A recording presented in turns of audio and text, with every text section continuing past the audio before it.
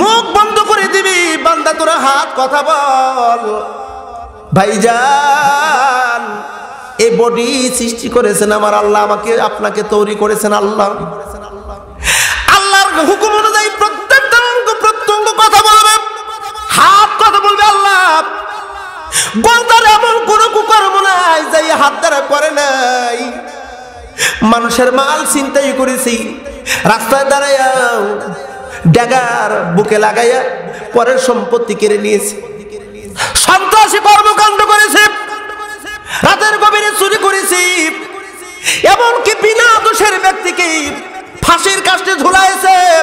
এই হাত দ্বারা স্বৈর শাসককে চেয়ারে বসেছে। আল্লাহ এমন কোনো অপরাধ নাই যা গোলজার করে নাই। হাত কথা বলবে, পা সাক্ষী দিয়ে বলবে আল্লাহ। হাত যা বললো একটাও মিথ্যা বলে নাই গো, সব সত্য বলেছে। আল্লাহ ডাক দিয়ে বলবি আযাবের ফেরেশতারা রে কই, আয় ধর এই কাজ্জাবরে লোহার শেকল লাগাইয়া হাতুড়ি দ্বারা পিটাইতে পিটাইতে জাহান্নামের দিকে নিয়ে যাও। জাহান্নামের টুকরা আগুন ধরায় দেওয়া হবে। এ মুসলমান বন্ধুগণ, এখানে এই শেষ নয়। একজন ব্যক্তি কবরে যখন দেওয়া হবে, ওর পরে আর কোনো ব্যক্তি দুনিয়া থেকে বিদায় হয়নি, ওটাই হলো শেষ মৃত্যু। ওই ব্যক্তি থেকে ওই ব্যক্তির শেষ কবর, ওর পরে আর কোনো ব্যক্তির কবর হবে না, মৃত্যু হবে না। ওই ব্যক্তি থেকেই কিয়ামত হওয়ার আগ মুহূর্ত পর্যন্ত সময়টা এত বড় লম্বা হবে। আল্লাহর নবী বলেন ৭০,০০০ বছরের চাইতেও লম্বা একটা সময় পার হয়ে যাবে। আল্লাহ পাক ইসরাফিলকে বলবে, ইসরাফিল ইনফাক, ফুৎকার দাও। ইসরাফিল পর্যায়ক্রমে 4টা ফুৎকার দিবি। 1 নাম্বার ফুৎকার হবে, 2 নাম্বার, 3 নাম্বার, 4th নাম্বার ফুৎকার যখন হয়ে যাবে, ফুৎকার হতে দেরি গো, দলে দলে মানুষগুলো হাসরের ময়দানের দিকে দৌড়াইতে থাকবে। ইয়াউমা ইয়ানফাকু ফিস-সূরি ফাতাতুনা আফওয়াজা।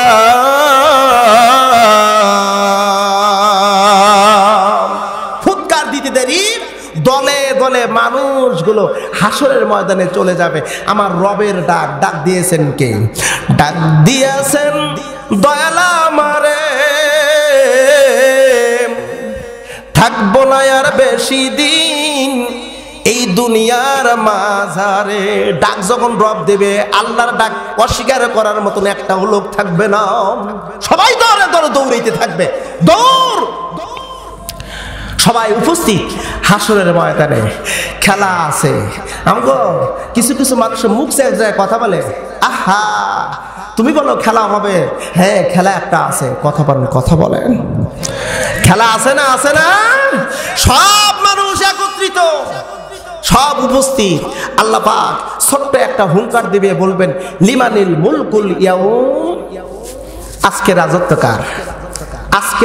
কার? হে দুনিয়া, তোর উপরে যারা বিশাল বিশাল অট্টালিকা করেছিল, অট্টালিকাগুলো কই?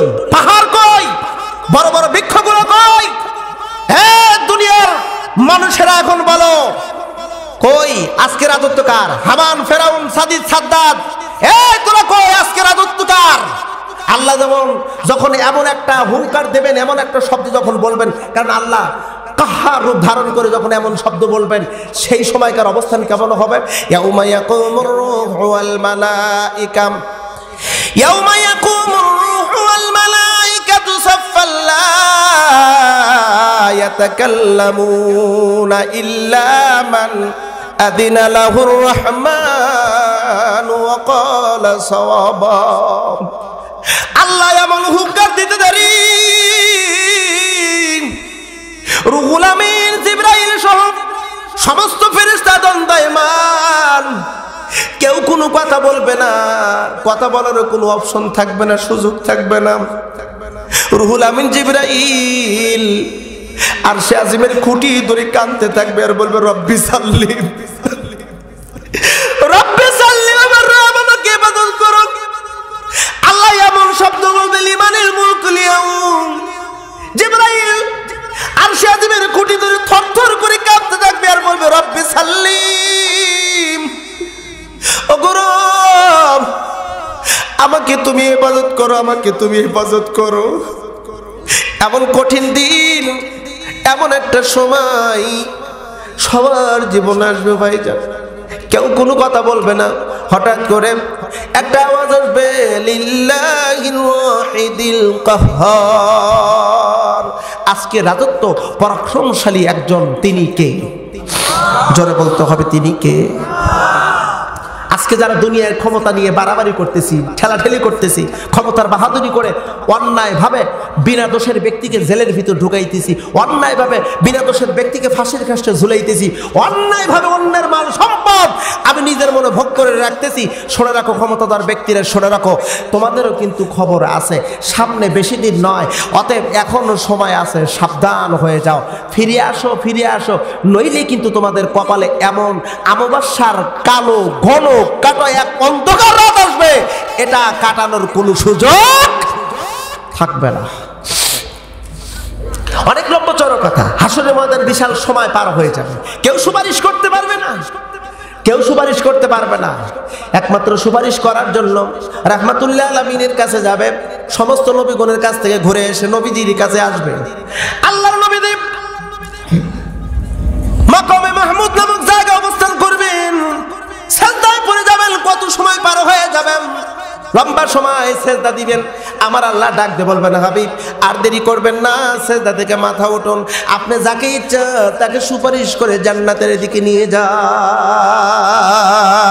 আরো জোরে বলবেন একটু আল্লাহু আকবার। ও মুসলমান বন্ধুগণ, আল্লাহ নবী দিয়ে সুপারিশ করবেন। এবার বিচার শুরু। বিচার করার সময় আল্লাহ পাক রব্বুল আলামিন বলবেন, ওয়ামতাজুল ইয়াউমা আইয়ুহাল মুজরিমুন। জাহান্নামের আলাদা হও। এই পুরো হাসরবাসীর মধ্যে সমস্ত মানুষদেরকে আল্লাহ পাক বলবেন, ওয়ামতাজ, বের হও জাহান্নামীরা, নালাক, যারা আমার লানত প্রাপ্ত, বের হও। বলতে দেরি জাহান্নামীরা সব আলাদা হয়ে যাবে। চিল্লায় কোন আল্লাহু আকবার। কে জাহান্নামী? যে জাহান্নামী সে নিজেই বুঝবে জাহান্নামীরা আলাদা, জান্নাতীরা আলাদা হও। জাহান্নামীরা বিনি হিসেবে জাহান্নাম, আর জান্নাতীরা বিনি হিসেবে জান্নাত। চিল্লা বলেন সুবহানাল্লাহ। মাঝখানে এক দল থাকবে, কয় দল? জোরে বলতে হবে, কয় দল? এই দল কিন্তু ওই ইহুদি নাসারা খ্রিস্টানরা না, ওরা না, ওরা না, আমাদের মধ্য থেকে একদল মুযাবযাবিন। আল্লাহ পাক বলছেন দদুল্লামান, ওরা হলো মুনাফিক। ওরা কারা? জোরে বলতে হবে, ওরা কারা? একটু জোরে বলেন না ভাই, ওরা কারা? মুনাফিক। সমাজের ভিতরে মুনাফিক আছে। ইসলামের সবচাইতে বড় ক্ষতি করতেছে হলো মুনাফিকরা। তদানীন্তন কালে মুনাফিকদের দ্বারা ইসলামের যত ক্ষতি হয়েছে, এত ক্ষতি ইহুদি কাফের বেঈমানদের দ্বারা হয় নাই যত ক্ষতি মুনাফিকদের দ্বারা হয়েছিল। আজকেও আমার দেশে নয়, গোটা পৃথিবীতে আজকেও মুসলমান, ইসলাম, বিশ্বনবী, কোরআন, সুন্নাহ, ওলামায়ে কেরামের যত ক্ষতি হচ্ছে, এই সমস্ত ক্ষতি হচ্ছে মুনাফিকদের দ্বারা। মুসলমানদের ও কাফের বেঈমানদের দ্বারা বেশি ক্ষতি হচ্ছে না, মুনাফিকদের দ্বারাই ক্ষতি হচ্ছে। আমার বাংলাদেশে 96% মুসলমান থাকা সত্ত্বেও কেন সংসদে কোরআন যায় না? আমার দেশে মুসলমান, এত মুসলমান, তারপরও কেন ইসলামী হুকুমত অনুযায়ী দেশ পরিচালিত হয় না? এর একটা মাত্র কারণ হলো আমার দেশের মুসলমান এত আছে, বুঝে দেখেন শতকরা 10 জনও পাবেন না, যার কারণে এমন একটা পরিস্থিতি। কথা বলেন ঠিক কিনা? মুনাফিক, মুনাফিকের জায়গা, রাসূল বলেন মুনাফিকের জায়গা হবে জুব্বুল হুজুর। ইবনে মাজাহ হাদিস শরীফের মধ্যে আছে, রাসূল বলেন তাউজু জুব্বুল হুজুর, ও সাহাবায়ে কেরাম তোমরা জুব্বুল হুজুর নামক জায়গা থেকে আল্লাহর কাছে আশ্রয় প্রার্থনা করো। মুসলমান বন্ধুগণ, মুনাফিকদের বিচার আল্লাহ পাক করবেন। মুনাফিকদের হাতে আমলনামা দেওয়া হবে। আমলনামাকে বলা হবে, আমলনামা তুমি পড়ো, ইকরা কিতাবাক, পড়ো তোমার আমলনামা। আজকের আমলনামা তোমার জন্যই যথেষ্ট। ওই আমলনামার মধ্যে আছে যা, ওই অনুযায়ী তোমার হিসাব হয়ে যাবে। আমলনামা পড়া শুরু করবে। ও মুসলমান বন্ধুগণ, মনোযোগ দিয়ে কথাগুলো শুনবেন ভাইজান। আল্লাহ পাক বলবেন তুমি আমলনামা পড়ো। আমলনামা পড়বে আর বান্দা মনের আজান্তেই বলে ফেল, মালি হাদাল কিতাব, আশ্চর্য করে কিতাব রে, একটা ছোট নেকিও বাদ পড়ে নাই, একটা ছোট গুনাহও বাদ পড়ে নাই। রাতের গভীরে গুনাহ করেছি, কেউ দেখে নাই, একা একা গুনাহ করেছি, কেউ দেখে নাই। সব গুনাহ আমলনামার ভিতরে। বান্দা অভিনব কায়দা বলবে, আল্লাহ এই আমলনামা আমার না, অন্যের আমলনামা হয়তো ভুলে আমার কাছে এসেছে, লাইসা হাদা কিতাবি, এই আমলনামা আমার না। আল্লাহ কয় আমি জানি তুই যে মিথ্যা কথা বলবো, তুই যে মিথ্যুক, দুনিয়ার উপর মিথ্যা কথা বলতে বলতে অভ্যস্ত, এখন তুই বলতেছো এটা আমার আমলনামা না। আমি জানি এখানে তুই মিথ্যা কথা বলবো, যার কারণে বিচার পদ্ধতি আমার কাছে আর একটা আছে। সুবহানাল্লাহ, কি হবে? আরো জোরে বলেন, আরো জোরে বলেন, জোরে বলেন। সকালবেলা শুরু করো মিথ্যা, সারাদিন শুধু মিথ্যা আর মিথ্যা, মিথ্যার উপর প্রতিষ্ঠিত কথা বলে এরকম লোক অবশ্য এই গুরদাসপুরে একটাও নেই। হ্যাঁ, সকালবেলা মিথ্যা শুরু করো, সারাদিন মিথ্যা কথা বলে, ঘুমানোর আগ মুহূর্ত পর্যন্ত এরা হলো কাজ্জাব, কাজীব এবং কাজ্জাব। কাজীব হলো মাঝে মাঝে মিথ্যা কথা বলে, আর কাজ্জাব হলো মিথ্যার উপর প্রতিষ্ঠিত। আমাকে সব দিয়েছে, আমি যার কারণে চেয়ারে বসে আছি, ওর মতন মৃত্যুক আমার মনে হয় শয়তান গালে হাত দিয়ে চিন্তা করে, হায় হায় রে, তুই যদি ওই সময় যদি থাকতো রে, তাহলে তুই তো ইবলিস হইতো, আমি ইবলিস হইতাম না, কারণ তোর চাইতে বড় আমি এত বড় মৃত্যুক ছিলাম না। কথা বলেন, কথা বলেন, কথা বলেন। আল্লাহ কয় যা, আমি জানি তুই মিথ্যুক। আল্লাহ পাক মুখ বন্ধ করে দেবে, স্টপ ইউর লেদার মাউথ, মুখ বন্ধ, গোলজার মুখ বন্ধ। আলিয়াউমা নাখতিমু আলা আফওয়াহিহিম ওয়া তুকাল্লিমুনা আইদিহিম ওয়া তাশহাদু আরজুলুহুম বিমা কানু ইয়াকসিবুন। আল্লাহ পাক বলবে বান্দা তোর মুখ বন্ধ, মুখ বন্ধ করে দিবি, বান্দা তোর হাত কথা বল। ভাইজান, এই বডি সৃষ্টি করেছেন আমার আল্লাহ, আমাকে আপনাকে তৈরি করেছেন আল্লাহ। আল্লাহর হুকুম অনুযায়ী প্রত্যেকটা অঙ্গ প্রত্যঙ্গ কথা বলবে, হাত কথা বলবে। আল্লাহ গলদার এমন কোন কুকর্ম নাই যাই হাত দ্বারা করে নাই। মানুষের মাল ছিনতাই করেছি, রাস্তায় দাঁড়াইয়া ড্যাগার বুকে লাগাইয়া পরের সম্পত্তি কেড়ে নিয়েছে, সন্ত্রাসী কর্মকাণ্ড করেছে, রাতের গভীরে চুরি করেছি, এমনকি বিনা দোষের ব্যক্তিকে ফাঁসির কাস্টে ঝুলাইছে। এই হাত দ্বারা স্বৈর শাসককে চেয়ারে বসেছে। আল্লাহ এমন কোনো অপরাধ নাই যা গোলজার করে নাই, করে নাই। হাত কথা বলবে, পা সাক্ষী দিয়ে বলবে আল্লাহ। হাত দা বললো একটাও মিথ্যা বলে নাই গো, সব সত্য বলেছে। আল্লাহ ডাক দিয়ে বলবি আদমের ফেরেশতারা রে কই, আয় ধর এই কাজ্জাব রে, লোহার শেকল লাগাইয়া হাতুড়ি দ্বারা পিটাইতে পিটাইতে জাহান্নামের দিকে নিয়ে যাও। আল্লাহর বিচার পদ্ধতি আর একটা আছে। আল্লাহর বিচার পদ্ধতি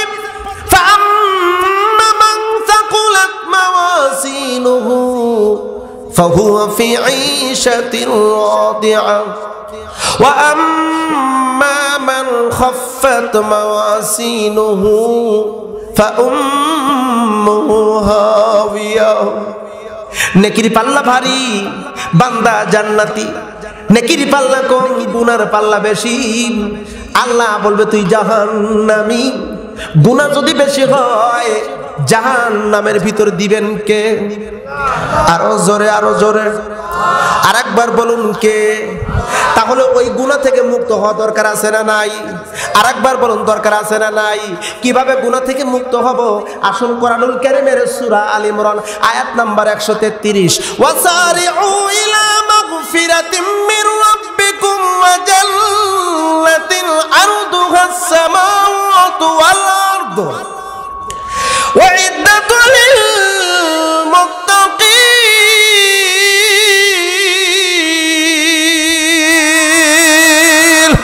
আল্লাহ পাক বলে বান্দারে গুনাহ থেকে মুক্ত হওয়ার জন্য দৌড় দে, গুনাহ থেকে মুক্ত হওয়ার জন্য দৌড় দে। সারিউ আমর হাজারের সিগা, আল্লাহ পাক বলে দৌড় দে। কোথায় দৌড় দিবি? তোর রবের দিকে। গুনাহ মাপ নেওয়ার জন্য অর্ডার করলেন কে? আরো জোরে, আরো জোরে, আরো জোরে, কে কে? কারণ আমরা গুনাহ নিয়ে আমরা হাসরের মাঠে উঠতে চাই না, গুনাহ নিয়ে কবরে যেতে চাই না, এই দুনিয়া থেকে গুনাহ মুক্ত হয়ে যেতে চাই। রাজি আছেন তো ইনশাআল্লাহ? কারা কারা রাজি আছেন হাত উঁচু করে আমরা আল্লাহকে একটু দেখান না, একটু জোরে সোরে তাকবীর দেন, লিল্লাহি তাকবীর। এত মানুষ, শত শত মানুষ আওয়াজ দিচ্ছেন, মনে হয় আপনারা বাড়িতে কোনো কিছু খাবার খান নেই, কে মনে হচ্ছে না। আমি তো জানি গুরদাসপুর এলাকার মানুষের ইমান ভালো আছে, এদের ইমানের স্পিড অনেক বেশি। আবার একটু তাকবীর দিবে, নারায়ে তাকবীর। এই তাকবীর আবার শুন,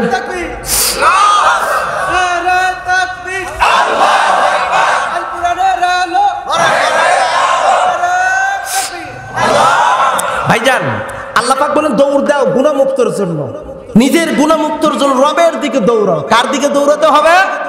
দয়াল বাবা খাজা বাবার দিকে নয়, দৌড়াইতে হবে সরাসরি আমার আল্লাহর দিকে।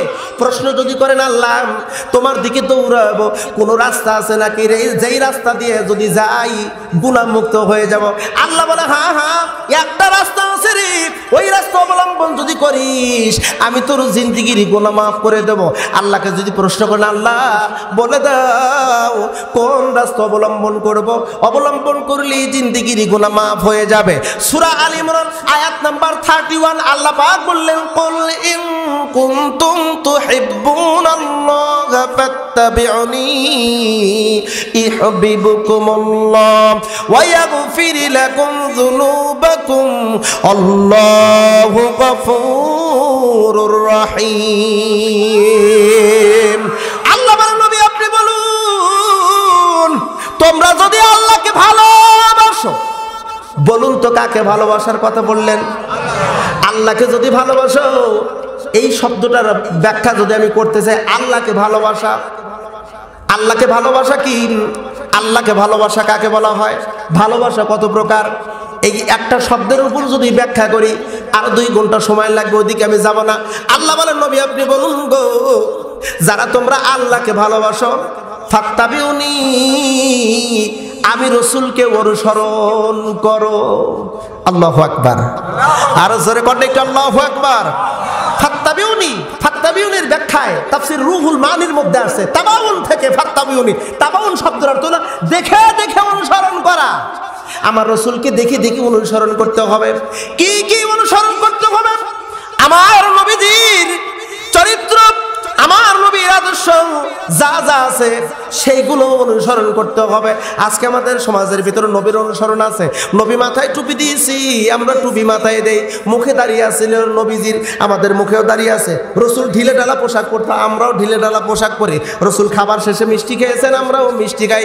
রসুল মেসাক করেছেন, মেসাক করি। রসুল দাঁত খিলাল করেছেন, আমরাও দাঁত খিলাল করি। নবীজি বিছানায় ঘুমাইছেন ডান কাত হয়ে, আমরাও করি। নরম নরম সুন্নত গুলো আমরা পালন করি। অথচ মুসলমান, আমার নবীজি আরো কিছু সুন্নত আছে। নবীজি তায়েফে গেল রক্ত দিন কায়েমের জন্য, দিন কায়েমের জন্য অপমান অপদস্থ হলেন, দিন কায়েমের জন্য শিহাবে আবি তালিবের জেলখানায় 3.5 বছরে আবদ্ধ থাকলেন। দিন কায়েমের জন্য উহুদের ময়দানে রক্ত দিলেন, দন্তন মোবারক শহীদ হলেন।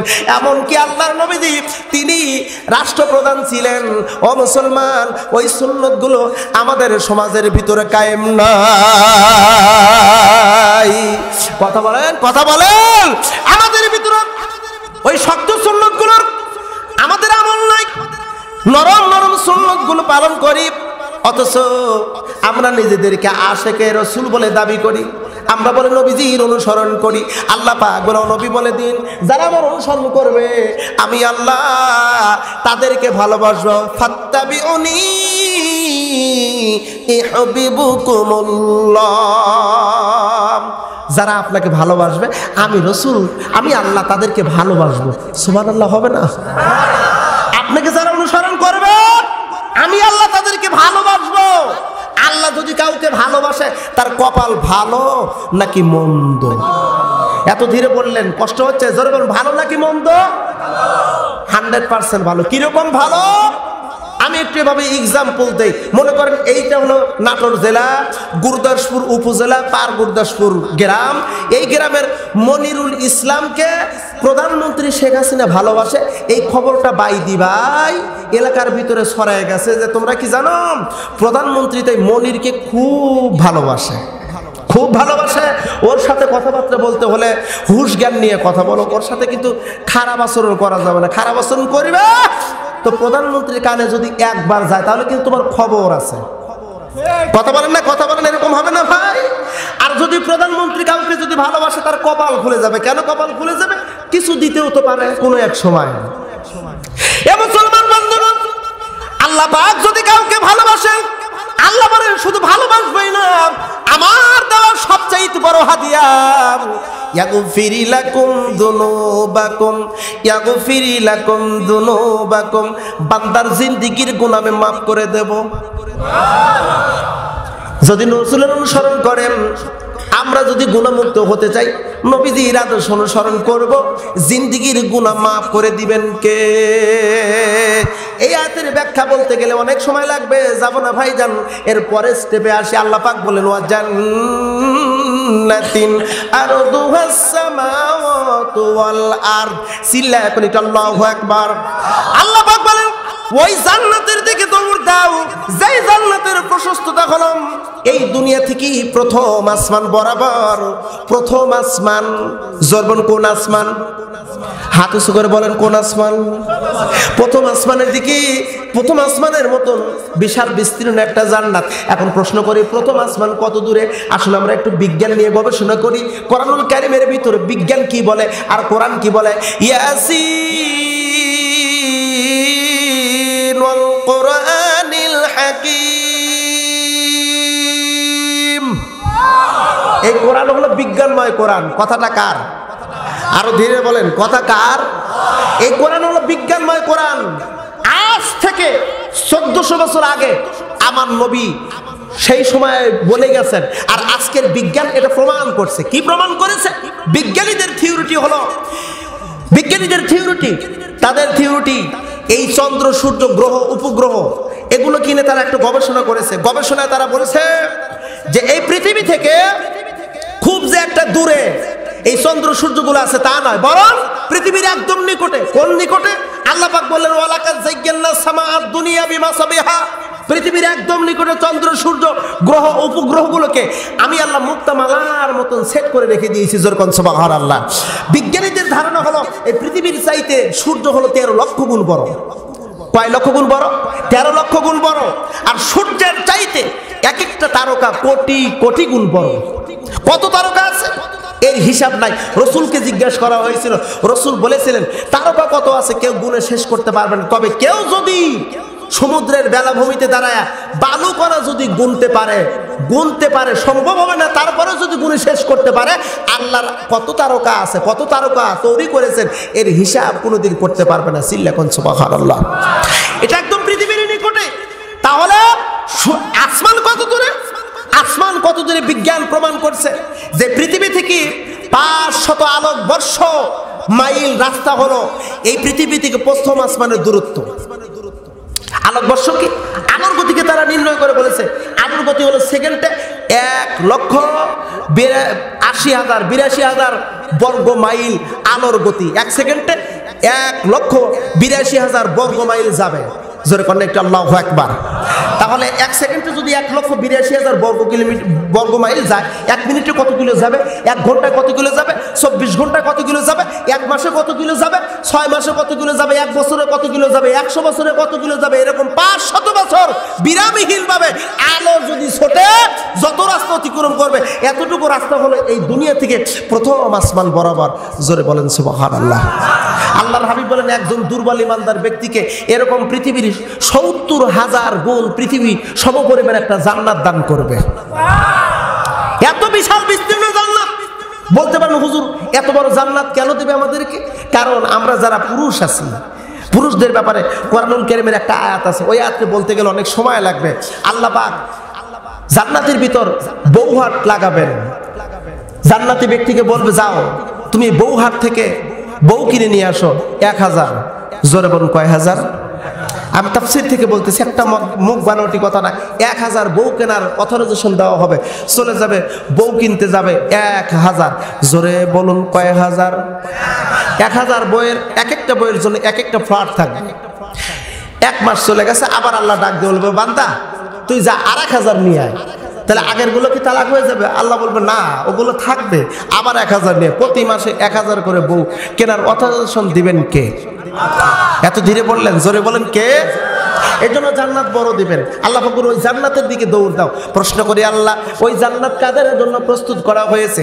আল্লাহ পাক বললেন, ওই জান্নাত প্রস্তুত করেছি একমাত্র ওই ইদ্দাতুল লিল মুত্তাকিন, মুত্তাকিনদের জন্য জান্নাত প্রস্তুত করেছি। আল্লাহকে যদি প্রশ্ন করি, আল্লাহ মুত্তাকিন কারা? মুত্তাকিন কারাম, মুত্তাকিন কারা?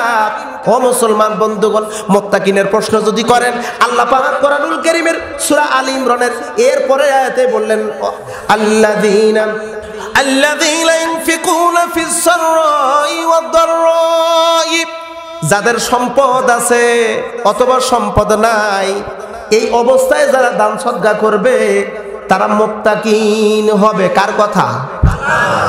সূরা আলে ইমরান আয়াত নাম্বার 134 খুলে দেখুন। আল্লাহ পাক বললেন, আল্লাযীনা ইউনফিকুনা ফিস সাররাই ওয়াদ দাররা, যাদের সম্পদ আছে অথবা নাই, স্বাচ্ছন্দ্য অবস্থায় অথবা গরিব অবস্থায়, এই অবস্থায় সম্পদ যারা দান করবে তারা হয়ে যাবে মুত্তাকিন। এটা হলো এক নাম্বার কোয়ালিটি। ও মুসলমান বন্ধুগণ, কোন পর্যায়ে দান সদকা করতে হবে, কেমন করে দান করতে হবে গো? আল্লাহর নবীজির একটি হাদিস থেকে একটা ঘটনা আসছে, লম্বা চওড়া হাদিস, বলতে গেলে সময় পাবো না। মুসনাদ আহমদের হাদিস। আনাস বিন মালিক রাদিয়াল্লাহু তাআলা আনহু বর্ণনা করেন, বিশ্বনবীজি মসজিদুল নববীর ভিতরে বসা, একজন সাহাবী ঢুকলো মসজিদুল নববীর ভিতরে কান্না করতে করতে। আল্লাহর নবী বললেন, ওগো আমার সাহাবী রে, কেন তুমি এমন করে কান্না করো? কি হয়েছে, কেন তুমি কান্না করো? ও সাহাবী, আমার কোন সাহাবী তোমাকে মেরেছে?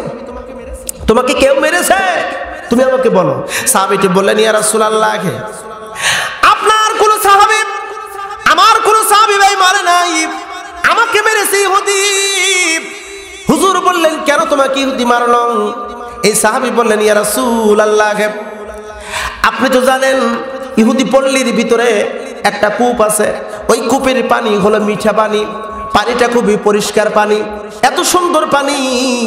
ওই পানি আনার জন্য আমি গিয়েছিলাম, ইহুদি আমাকে পানি তো দিলই না, অপমান অপদস্থ, এক পর্যায়ে আমাকে থাপ্পড় মারলো, একটা নয় দুইটা নয়, অনেকগুলো থাপ্পড় মারলো নবী গো। আমি এই জন্য কান্না করতে করতে এসেছি।